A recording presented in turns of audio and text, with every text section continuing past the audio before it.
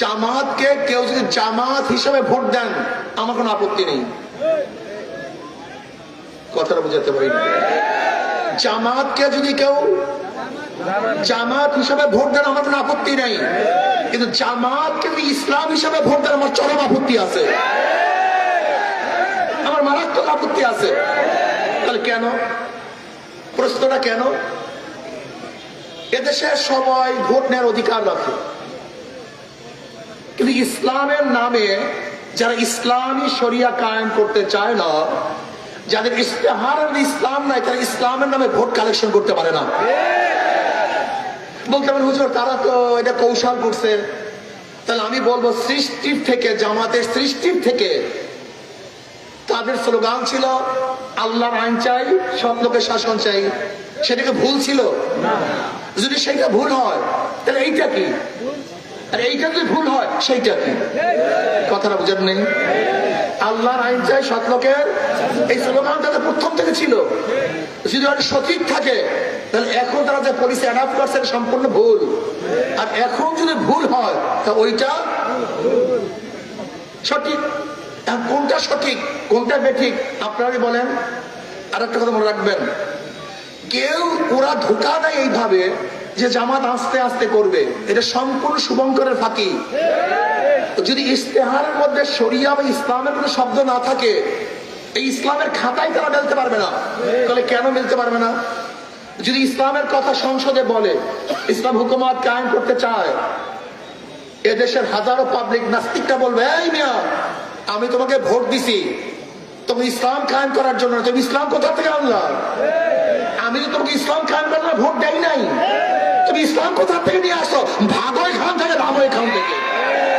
এক সেকেন্ডও টিকতে পারবে না, এক সেকেন্ড না, এক মিনিটও টিকতে পারবে না।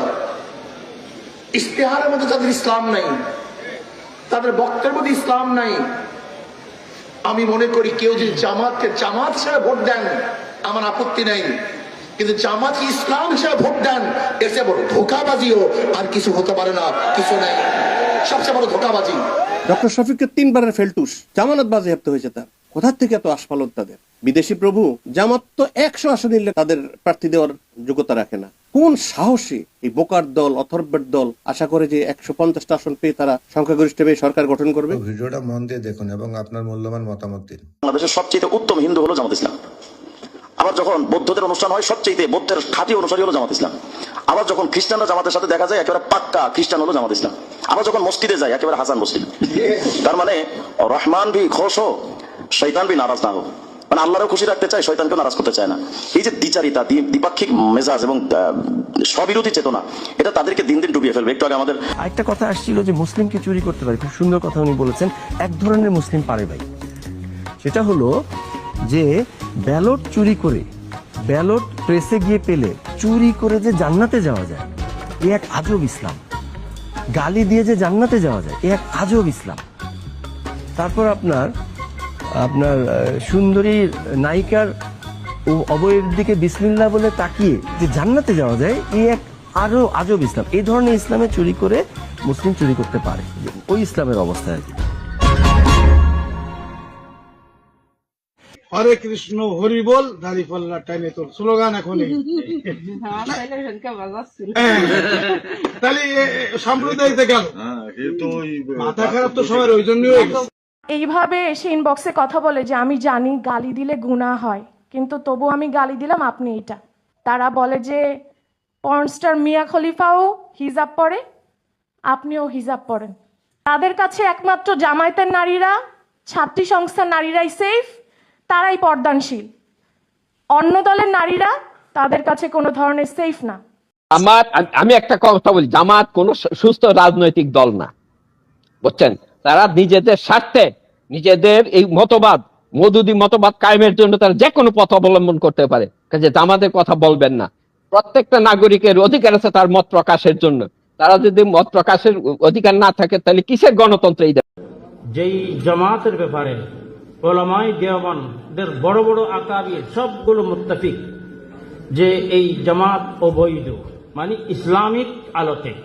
সেই জন্য আমরা এই অবৈধ মুসল্লতটাকে কেমন করে দূর করতে পারি, সেই জন্য আমাদেরকে ভালো একজন আলিম, ভালো একজন দিনভক্ত মানুষের প্রয়োজন। এখন কারণ হাদিসের মধ্যে এসেছে আল মুসলিম মুলতাদিমুন বিহুকমিল ইসলাম মান কান হাইসু কান, মুসলমান যেখানে থাকুক না কেন, যেই হবে না কেন, তাদের প্রত্যেকটা কাজ ইসলামের মোতাবিক হইতে হবে। আরেকটা কথা হলো কামা তাকুনু ইউওয়াল্লা আলাইকুম, যেমন তোমরা চলবে তোমাদের রাহবর সেরকম হবে। এখন বিরাট একটা সময় এসেছে আমরা নিজের অধিকার ভালো জায়গার মধ্যে ইস্তেমাল করার জন্য, জায়েজ জায়গার মধ্যে ইস্তেমাল করার জন্য, তাই আমরা সেটাই কামনা করি। এই পর্যন্ত যা কিছু বলা হয়েছে, আমাদের ভাই নাসির মনির সাহেবিনার একটা কথা আমি বলতে চাই, যার মাথার উপরে হযরত শেখুল ইসলাম হযরত মৌলানা আহমদ শফি সাহেব রহমতুল্লাহ আলাইহি ওনার মাথায় হাত রেখেছেন, আমি দেখেছি। এই জন্য আমাদের আকাবির যাদের উপরে এতেমাদ করেছেন, মওজুদ এই পুরো হালটা যার উপরে এতেমাদ করতেছে, তাকেই আমরা যদি আমাদের মাথার উপরে মুসল্লত করি, আমি মনে করি সেটা ভালো হবে। আল্লাহ তাআলা আমাদেরকে সঠিক নির্দিষ্ট সঠিক ফয়সালা নেওয়ার তৌফিক দান করুক। কি ব্যাপার কামা শফিক, আমার কাছে কেন আসছো? আমি আসছি কারণ আমাদের আসন্ন নির্বাচনে জেতার জন্য আপনার সমর্থন প্রয়োজন হবে। আমরা আপনাকে সমর্থন করব না। আপনার সাথে কি চরমপন্থীরা আছে? বস, আপনি চিন্তা করবেন না, আমরা তাদের সাথে মানিয়ে নেব অথবা জোট থেকে সরিয়ে দেব। গোপাল চরমনাইকে জোটে রাখা যাবে না, কারণ তাহলে আমাদের বাবা আমেরিকা আমাদের সমর্থন করবে না। তুমি কিছু ব্যবস্থা করো। চিন্তা করবেন না, আমি এমন কিছু করব যাতে চরমনাই নিজে থেকেই চলে যায়। আপনি কি করবেন? চরমনাইকে 100টি আসন দেওয়ার কথা ছিল, আমি বলবো আমরা আপনাকে 40টি আসন দেব। এটা শোনার সাথে সাথেই তারা চলে যাবে। পীর সাহেব হুজুর, আমার দেশ পত্রিকায় খবর বের হচ্ছে যে আপনাদের 1% ভোটও নেই, তাই আমরা আপনাদের 40টি আসন দেব। ভাই, এটা আমাদের প্রতি অন্যায়, কিন্তু তা সত্ত্বেও ইসলাম ও দেশের স্বার্থে আমরা এটা মেনে নিয়েছি। বস, চরমনাই তো এই শর্তেও রাজি হয়ে গেছে, এখন আমরা কি করব? যেহেতু তারা ইসলামকে এত ভালোবাসে, আমরা আজই ঘোষণা করব